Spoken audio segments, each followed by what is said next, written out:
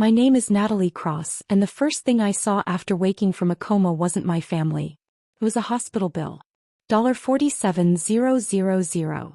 The envelope sat on the tray beside my bed, waiting for me like it had been there longer than I had.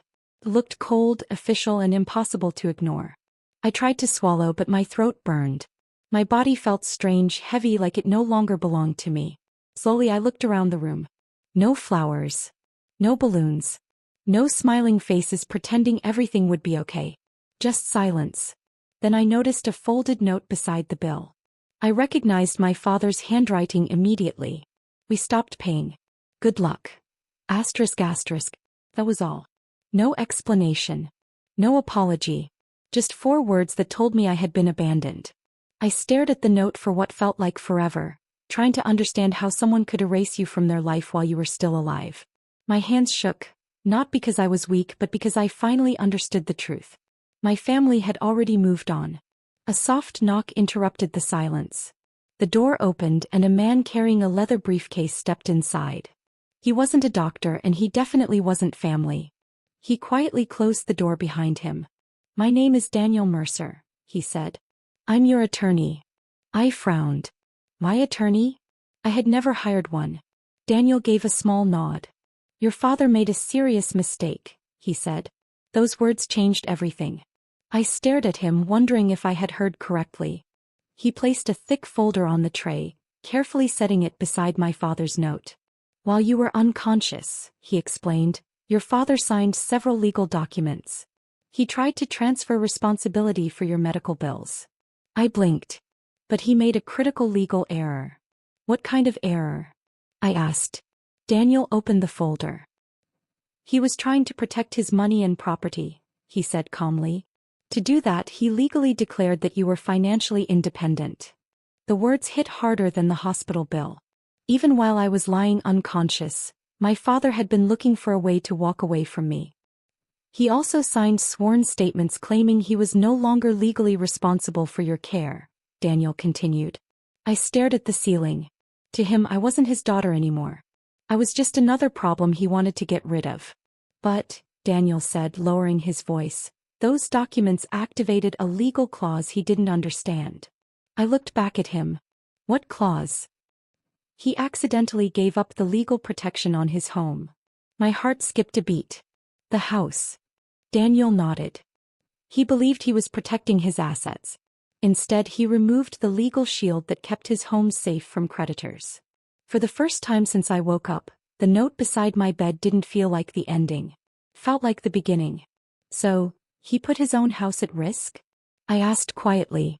"Yes," Daniel replied. "By declaring you financially independent while still acting as your legal financial representative, he created a contradiction. A contradiction the courts couldn't simply ignore." I picked up my father's note once more. "Good luck."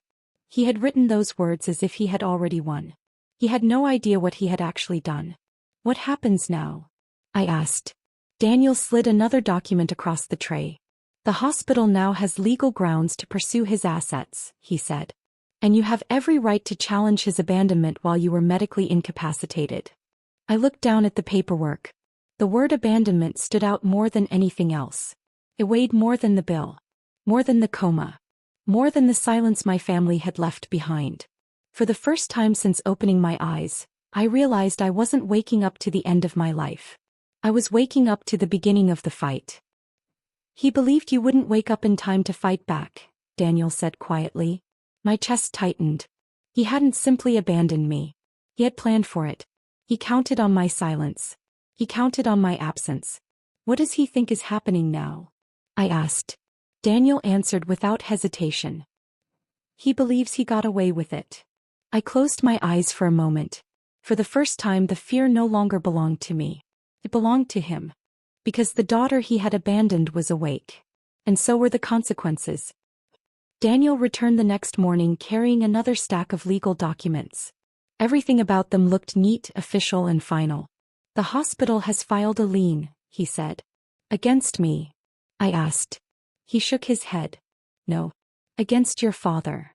I looked down at the paperwork. His name appeared where I expected mine.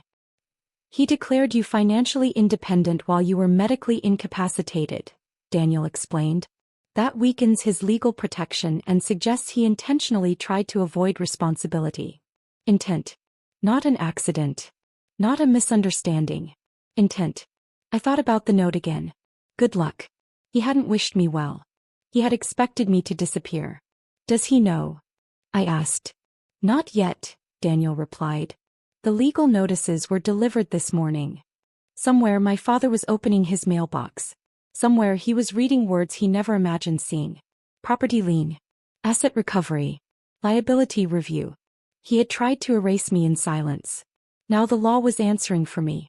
My phone suddenly vibrated. Unknown number. I answered without speaking. Natalie. It was my father. His voice sounded different. Smaller. Afraid.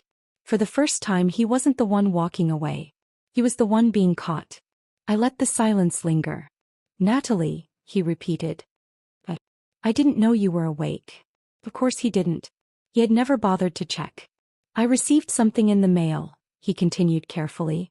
They're saying there's a lien on the house. Not our house. His house. The one he chose over me. They said it's connected to your hospital bill. The same hospital bill he had left me to face alone. I need you to fix this, he said. Fix it. As if I were responsible for the damage he had caused. You signed the papers, I replied calmly. I didn't think this would happen, he said quickly. I was only trying to protect what I'd worked for. What he had built. Not who he had raised. I was in a coma, I said quietly. Silence filled the call. There was no excuse for that. They're saying I could lose the house, he whispered. I looked at the ceiling, my heartbeat slow and steady. He had left me with debt and 4 cruel words. Now he was standing in that same emptiness. I guess you should have read what you signed, I said before ending the call. For the first time he understood what abandonment truly felt like. He came to the hospital that afternoon. Not with confidence. Not with authority. He stood in the doorway, almost afraid to come inside. I noticed him before he noticed me. He looked older. Not because time had passed. Because consequences had caught up with him. Natalie, he said softly. I didn't smile. I didn't move. He stopped at the foot of my bed, exactly where Daniel had stood when my life changed. They're telling me the lien is real, he whispered. They're saying I could lose everything. Everything. The word echoed between us. I remembered the empty room. The hospital bill. The note. Good luck. You already decided what mattered more, I said. He lowered his head. I didn't mean it like that. But he had. Every word. Every signature. Every choice. They said you could stop this, he continued. If you challenged the claim. If I protected him. The way he had never protected me. I looked him in the eyes. For the first time in my life he wasn't the one with power. I was. And he knew it. He stood there quietly. No demands. No orders. Only hope. I was scared, he admitted. Not sorry. Feared. The doctors kept talking about complications. Long-term care. The costs. He swallowed hard. I thought I'd lose everything. I studied his face. He wasn't lying. But he wasn't innocent either. So you chose to lose me instead, I said. He flinched. Not because I yelled. Because I didn't. Sometimes silence tells the truth better than anger ever can. They said you could testify that I didn't abandon you, he said. I can't testify to something that isn't true, I answered. He closed his eyes. He already knew the evidence existed. He had written it himself. Good luck. He looked around the room. The monitors. The machines.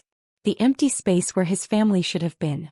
I never thought you'd wake up this strong, he whispered. It wasn't strength, I replied.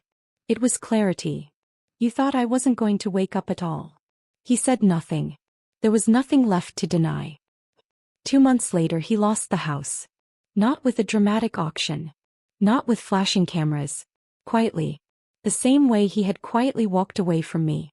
The legal protection he had signed away could not be restored. The hospital exercised its right to recover the debt through the only major asset he had left exposed. The day everything became official he called one last time. I'm moving out tomorrow, he said. His voice wasn't angry. It wasn't bitter. It was simply empty. I stood in my small apartment, the one I rented after leaving the hospital. My body was still healing. My mind had never been clearer. I never imagined it would end like this, he admitted. Neither did I replied. But endings are shaped by choices, not wishes. You left me with nothing. You wrote those words yourself. He didn't argue. He remembered the note. Good luck. I hope you're okay, he said quietly. For the first time he wasn't asking for anything. I am, I answered. Not because he stood by me. Because he didn't. He believed abandoning me would save his future. Instead it destroyed it. By the time he realized what he had truly signed away, it was already far too late.